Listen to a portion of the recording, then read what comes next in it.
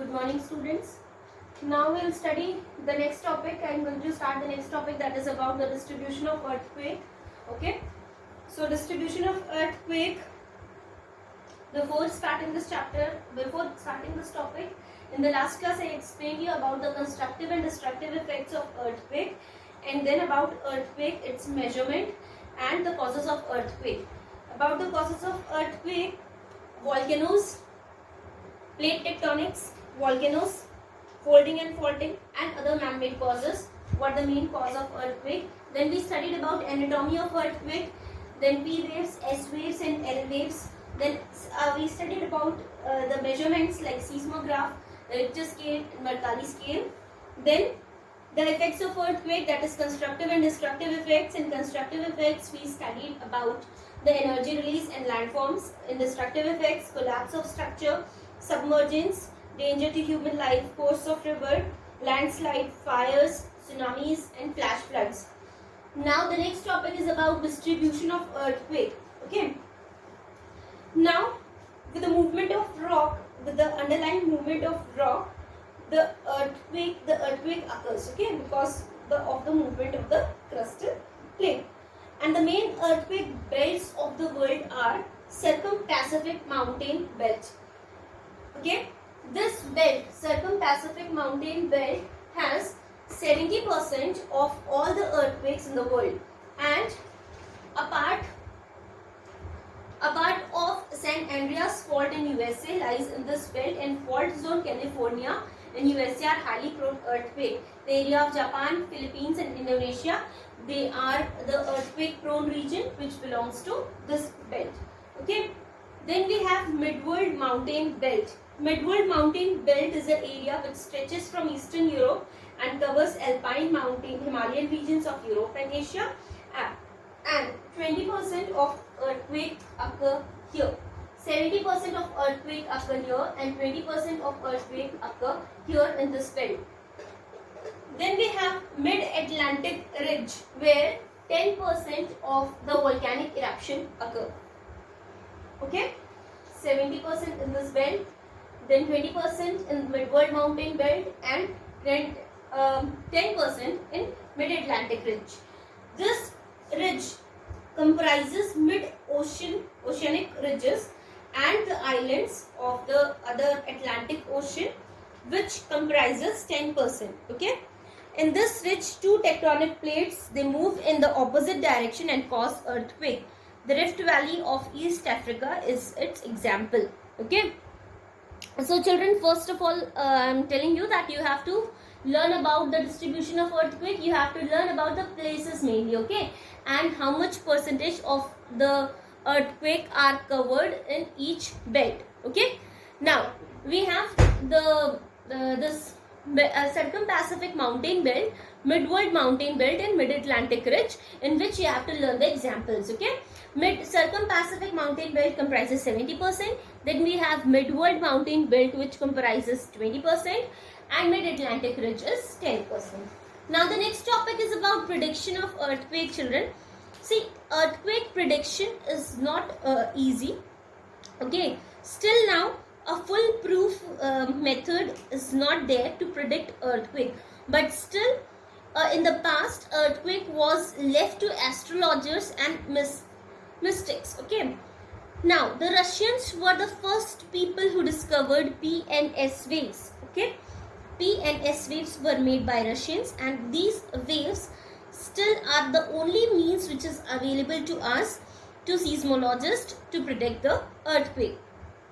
Now, the theory of plate tectonic offers another means of prediction. Japanese method is also a method which is used for predicting earthquake by using Earth's magnetic field to predict earthquake. Now, foolproof method is not being introduced to measure earthquake by recent earthquakes in Japan, India, and USA. Okay. Now, in the chapter I told you that you have to learn about the effects of earthquake, constructive, destructive effects, causes of earthquake, measurement, seismograph, Richter scale, Mercalli scale, then distribution, Circum-Pacific Mountain Belt, Mid-World Mountain Belt, Mid-Atlantic Ridge, and The last topic which we excuse me, which we studied is the prediction of earthquake. Okay. Now children, all the exercises, first you read the chapters, you will get the exercises in the book itself. The answers which you don't get, you can ask me in the live classes. Okay. Then long answers, I am just giving you a short description of the long answers. Describe how earthquakes are caused on the surface of earth.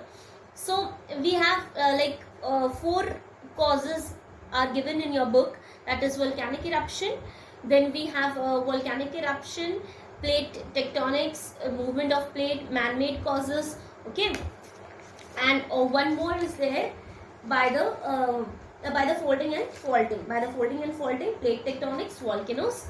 Okay, then explain 3 types of earthquake waves: P waves, S waves and N waves are the 3 types of waves. What is the difference between seismic focus and epicenter? As I told you in my last class, student, seismic focus and epicenter. Focus is a point of origin of earthquake, and just above the focus on the surface of earth lies epicenter. Okay, it's the point on the surface of earth. So the difference you can write easily. Now compare and contrast the constructive and destructive effects of earthquake. You have to write constructive effects also and destructive effects also of earthquake. Is it possible to predict an earthquake? Give reason to support your answer.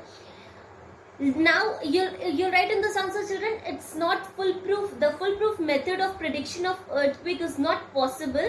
Still we have some measurement methods which is used to measure earthquake, like Richter scale, Mercalli scale, and we have seismograph. But for the prediction of earthquake, Russians were the first people who discovered P and S waves. Okay.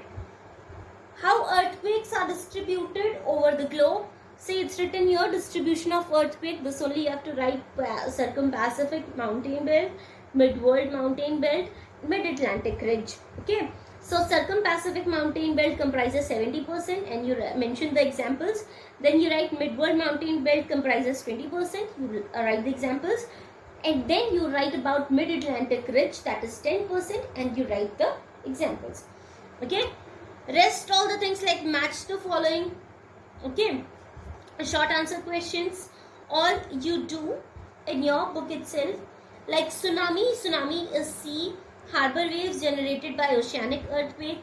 Seismograph is a graph which it's an instrument. It's measuring recording the movement of earthquake. Then we have S waves. S waves is it's an instrument measuring the intensity of earthquake. Then we have Richter scale measures the intensity of earthquake. Then we have epicenter, a point directly above the surface on the surface of earth. Okay, above the seismic focus. The waves that feel inhabitants of ground motion is S wave, children. Okay, S wave feels the ground motion. Seismograph measures the movement of earthquake waves. Then Richter scale, intensity of earthquake. Epicenter, it's a point above focus. And tsunami is a harbor wave. Okay, you can just rewind the video and listen to the answers given by me. Okay.